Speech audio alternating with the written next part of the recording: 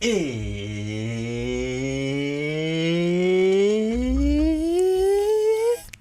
production time. I'm Reed Stefan, realist puppet in the game. And then now let's turn on our metronome before we warp it and just see if we can get it close. This is a fast sample. Oh, 188 or so.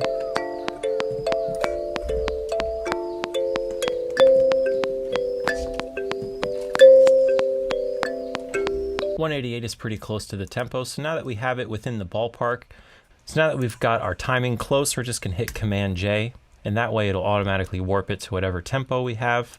I'm going to switch this to Complex Pro, and click down here and hit Command A, and then hit Command U, and let's see, eighth note's perfect. I wanted to quantize this. And because there's a pretty obvious note hit where the notes belong, it's going to get it right for most of them. As you can see, it missed one. Oop, missed another one over here. You can just double click these little yellow flags to get rid of them if you have an extra one that doesn't need to be in there. Oh, yeah, sometimes it gets it all wrong. So yeah, so it looks like we're going to have to slip all these over.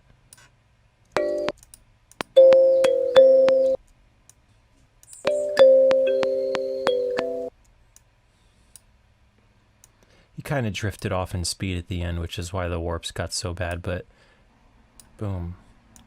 And then that's our downbeat. And this is the end of our loop right here.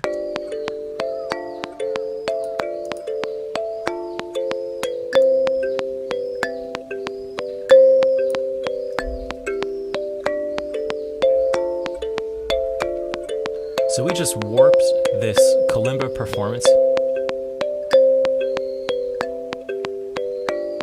and made a perfect loop out of it. Is the one that I like to call slice and reverse.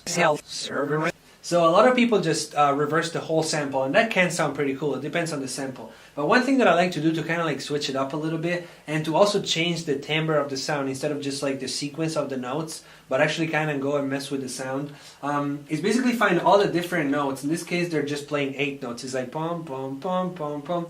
But sometimes there's more complicated patterns. But you just want to find like the beginning of every note of the melody, slice it up, and then reverse the single slices. I'm going to show you.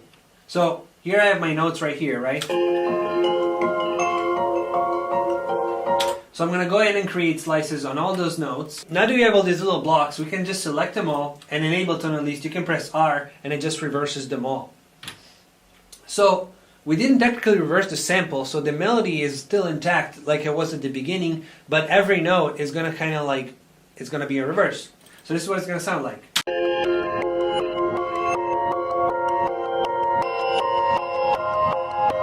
That's a pretty cool effect already, right?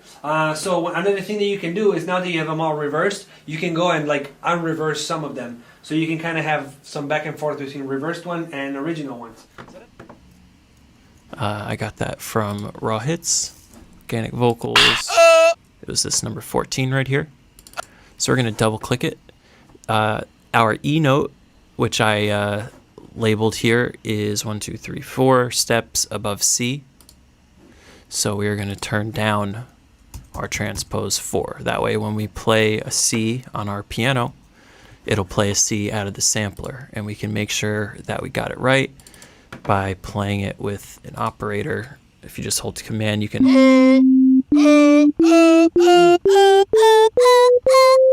And that is how you check your samples tuning. We don't need that operator. Let's go in here, turn off our filter.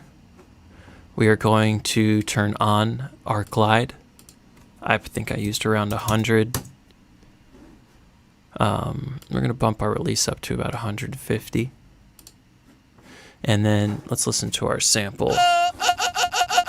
It's got this junk at the bottom that we don't want. Just going to cut it right there and then shave off our attack a little bit so it's a little bit smoother. So here we have a lead vocal. With you, it's like the rules are always changing, and it ruins how I see the end.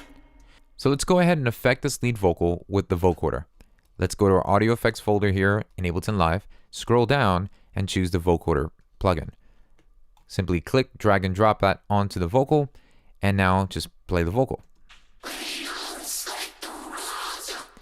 Well, if you want it to sound like an army of dying cats, that's what you would need to do. And the reason we're getting that effect is because the vocoder is set to noise as its carrier signal.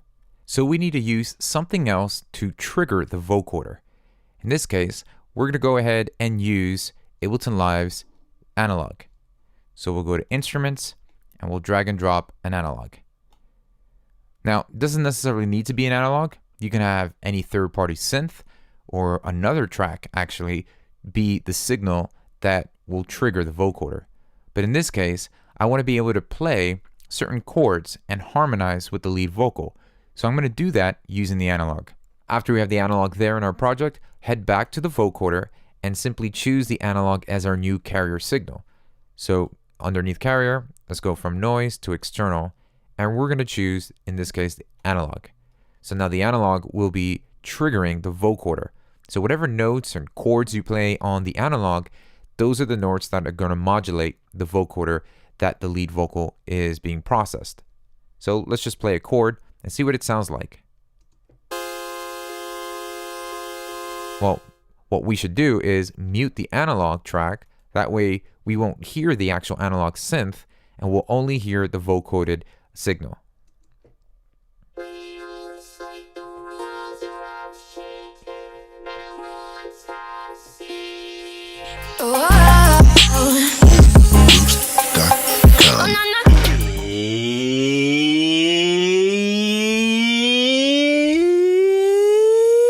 It's production time. I'm Reed Stefan, realest puppet in the game.